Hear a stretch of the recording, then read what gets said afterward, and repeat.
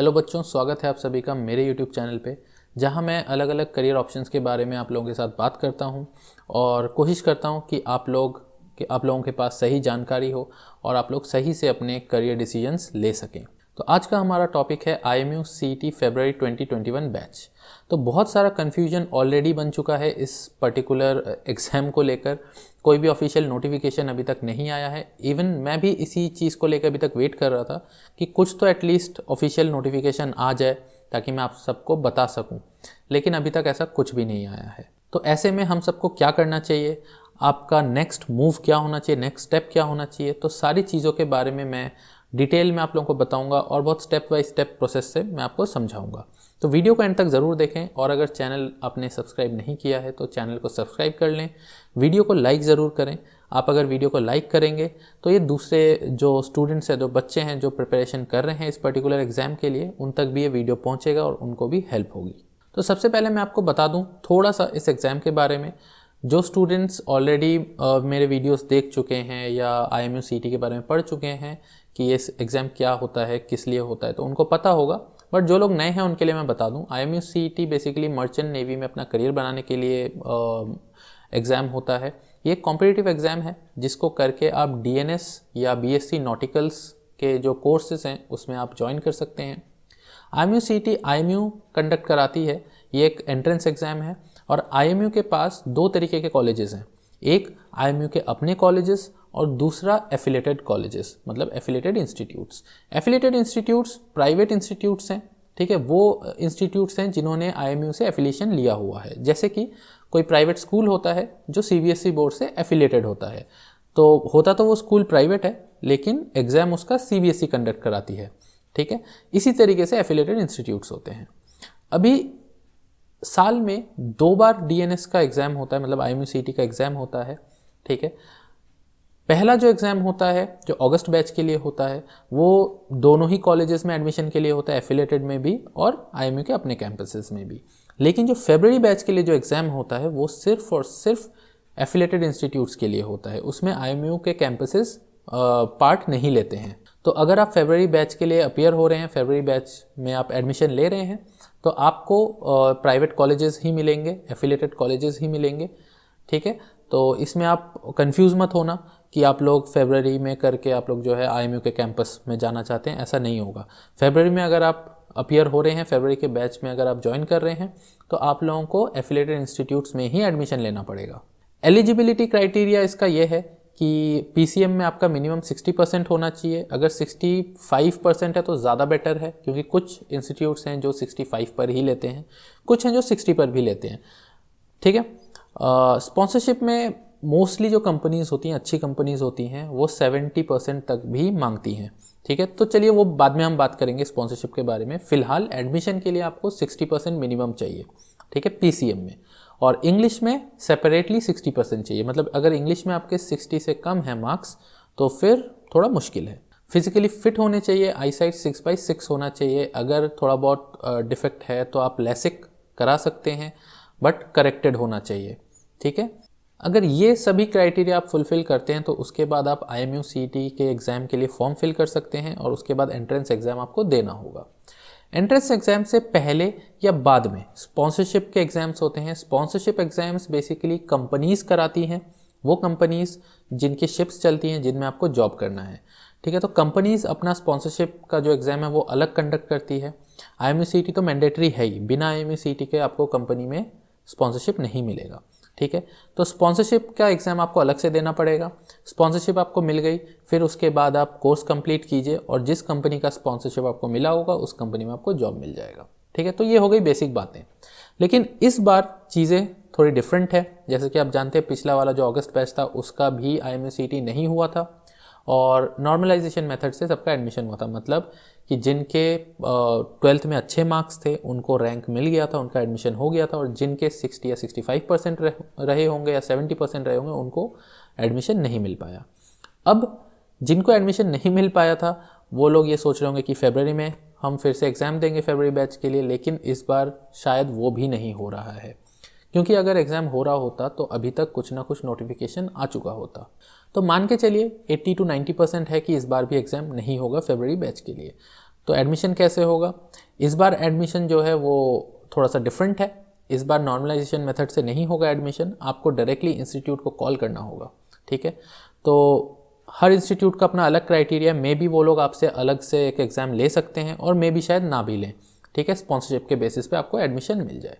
तो सबसे पहला स्टेप आपको करना क्या है, आप देख सकते हैं स्क्रीन पर एफिलिएटेड इंस्टीट्यूट्स का एक लिस्ट मैंने लगा दिया है, ठीक है। वीडियो को यहाँ पे पॉज कीजिए, ये जो नेम्स है इनको नोट कर लीजिए या इसका फ़ोटो ले लीजिए या स्क्रीनशॉट ले लीजिए, ठीक है। अब आपको बारी बारी से जो इंस्टीट्यूट्स हैं उनको गूगल पे सर्च करना है, उनके वेबसाइट पे जाना है और उनके कॉन्टैक्ट डिटेल्स नोट करने हैं, ठीक है।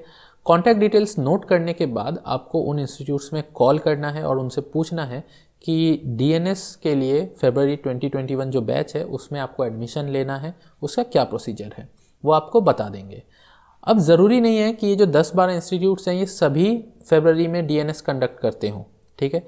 कुछ इंस्टीट्यूट्स हैं जो नहीं करते हैं, कुछ हैं जो करते हैं, तो वो आपको कॉल करके ही पता चलेगा।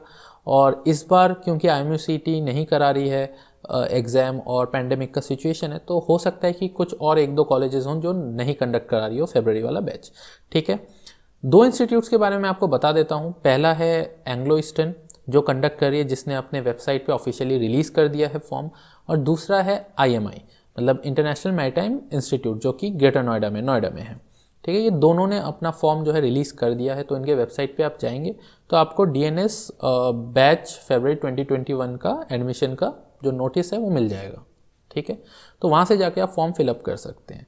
अगेन इसमें मैं एक चीज़ बता दूँ, एंग्लो ईस्टर्न जैसा कि आप जानते हैं बहुत रेप्यूटेड एक इंस्टीट्यूट है और साथ ही रेप्यूटेड कंपनी भी है।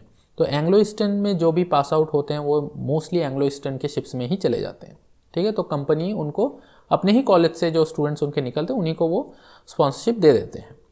अब बात यह है कि जो एंग्लो ईस्टर्न है उसकी जो एलिजिबिलिटी क्राइटेरिया है वो बाकी सबसे थोड़ा सा डिफरेंट है। उनको मिनिमम 65% चाहिए PCM में, समझ गए, 65% नॉट 60%। दूसरा क्राइटेरिया उन्होंने एक रखा हुआ है इस बार के एडमिशन के लिए कि फरवरी 2021 बैच में सिर्फ वही स्टूडेंट्स एडमिशन ले सकते हैं जिन्होंने अगस्त बैच के लिए IMU की रजिस्ट्रेशन की थी, समझ गए। चाहे आपको रैंक ना मिला हो, लेकिन आपको रजिस्ट्रेशन अगर आपने किया हुआ है अगस्त वाले बैच में, जो 2020 अगस्त का जो बैच था उसमें जिन्होंने रजिस्ट्रेशन किया है, जिसका एग्ज़ाम कैंसिल हो गया था, ठीक है, उसमें अगर आपने रजिस्ट्रेशन किया है तो ही आप एंग्लो ईस्टर्न के लिए अपीयर हो सकते हैं, अदरवाइज़ नहीं। तो ये चीज़ इन्होंने साफ साफ मेंशन कर दिया है अपने नोटिस में, ठीक है। तो ये चीज़ ध्यान रखें, अगर आपने IMU के लिए रजिस्ट्रेशन किया था अगस्त वाले बैच के लिए तो आप इस बार एंग्लो ईस्टर्न का फॉर्म भर सकते हैं। IMI में ऐसा कुछ भी उन्होंने मेंशन तो नहीं किया है वेबसाइट पे, बट फिर भी मैं रेकमेंड करूँगा कि फॉर्म भरने से पहले आप एक बार इंस्टीट्यूट को कॉल कीजिए और उनसे सारा डिटेल पूछिए कि कैसे होगा, ठीक है। दूसरी चीज़, टाइम बहुत कम है तो अब आप वेट मत कीजिए, आप शुरू हो जाइए। जैसे आप ये वीडियो देखेंगे, वीडियो देखने के बाद तुरंत ये काम स्टार्ट कीजिए, कॉल लगाइए इंस्टीट्यूट्स में और पता कीजिए, ठीक है। क्योंकि सीट्स लिमिटेड हैं, IMUCET का एग्ज़ाम नहीं हो रहा है तो बहुत जल्दी जल्दी सीट्स फिल होंगे, ठीक है। तो इसमें बिल्कुल भी डिले नहीं करना है आपको। तो ये हो गया आपका फर्स्ट स्टेप। सेकेंड स्टेप आपका होगा स्पॉन्सरशिप एग्ज़ाम के लिए तैयारी करना। चाहे IMUCET कंडक्ट हो रहा हो, चाहे नहीं हो रहा हो, चाहे नॉर्मलाइजेशन मेथड से सिलेक्शन हो, चाहे कैसे भी सिलेक्शन हो, लेकिन स्पॉन्सरशिप एग्ज़ाम तो आपको देना ही पड़ेगा। तो एग्ज़ाम के लिए तो प्रिपेयर आपको करना ही पड़ेगा, है ना। स्पॉन्सरशिप एग्ज़ाम के लिए प्रिपेयर आप करेंगे तभी आपको एडमिशन मिल पाएगा। ये मत सोचना कि आपका स्पॉन्सरशिप आप कोर्स कंप्लीट होने के बाद ले लेंगे, फ़िलहाल आप एडमिशन कर लेंगे, एडमिशन आपका नहीं होगा। ये जो एफिलिएटेड इंस्टीट्यूट्स हैं उन्हीं स्टूडेंट्स को लेती हैं जिनके पास स्पॉन्सरशिप है। अगर आपको स्पॉन्सरशिप नहीं मिल पाया तो एडमिशन आपका कैंसिल हो जाएगा, समझ गए। तो बहुत ध्यान से इस बात को अपने दिमाग में रखिए कि स्पॉन्सरशिप के लिए अच्छे से प्रिपेयर करना है, ठीक है, और स्पॉन्सरशिप का जो एग्ज़ाम है उसको क्रैक करना है। कभी भी एक कंपनी पे स्टिक मत रहिए, ठीक है। जितने भी स्पॉन्सरशिप आपको मिलते हैं 3, 4, 5 जितने भी आप दे सकते हैं और स्पॉन्सरशिप टेस्ट कंपनीज़ का, उनको दीजिए, ठीक है। हो सकता है कि 2 में ना हो, 1 में हो जाए, या हो सकता है कि सभी में हो जाए, फिर तो आपको आप किसी में एक में भी चॉइस करके जा सकते हैं, ठीक है। जो एग्ज़ाम है स्पॉन्सरशिप का उसके लिए आपको अलग से कंपनीज़ में फॉर्म भरने की ज़रूरत नहीं है। जो कंपनीज़ हैं जैसे कि IMI मैंने बताया नोएडा का, इनके यहाँ पे ऑलरेडी बहुत अच्छी अच्छी कंपनीज़ आती हैं, ठीक है। तो आपको सिर्फ और सिर्फ उनका एडमिशन का फॉर्म फिलअप करना है। स्पॉन्सरशिप के लिए इंस्टीट्यूट आपको खुद ही बता देगा कि कब आपको अपीयर होना है स्पॉन्सरशिप के एग्ज़ाम के लिए, ठीक है। तो वो सारा कुछ गाइडलाइंस आपको इंस्टीट्यूट से मिल जाएगा जिस भी इंस्टीट्यूट का फॉर्म भरेंगे, ठीक है।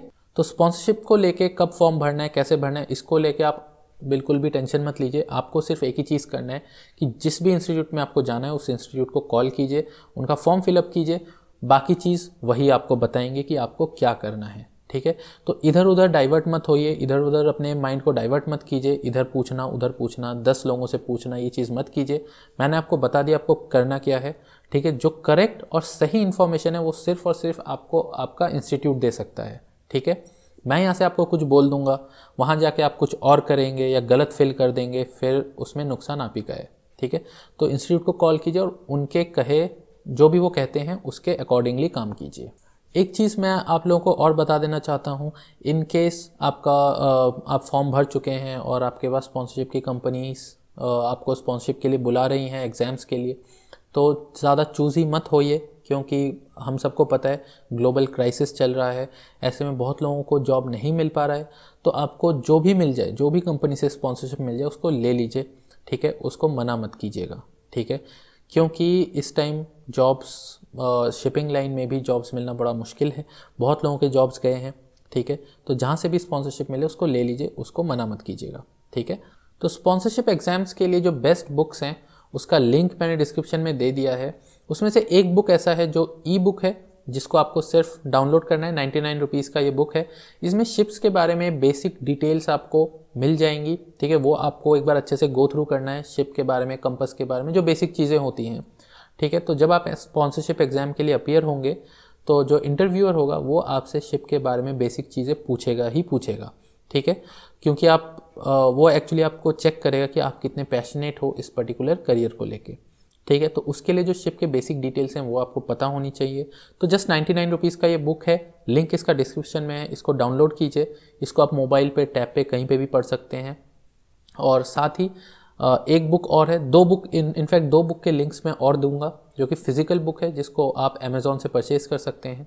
एक थोड़ा महंगा है, एक थोड़ा सस्ता है, ठीक है। तो महंगा वाला अभी लेने की ज़रूरत नहीं है, आप सस्ता वाला लीजिए, क्योंकि अगर IMUCT नहीं हो रहा है तो उसकी ज़रूरत आपको नहीं है इतना इन्वेस्ट करने का। जो दूसरा बुक है जो थोड़ा सस्ता है, आई थिंक 600 या 700 का है, उसको आप परचेज़ कर सकते हैं, ठीक है। उसमें से आप क्वेश्चंस वगैरह, सैम्पल पेपर्स वगैरह ये सब प्रैक्टिस कर सकते हैं, ठीक है। तो एक तो आपको 99 वाला बुक लेना है और एक 700 या 600 वाला जो बुक है उसको परचेज़ करना है, ठीक है। तो ये बुक आप परचेज़ कीजिए, अच्छे से प्रिपेयर कीजिए, स्पॉन्सरशिप को क्रैक कीजिए और शिपिंग लाइन में अच्छे से अपना करियर बनाइए।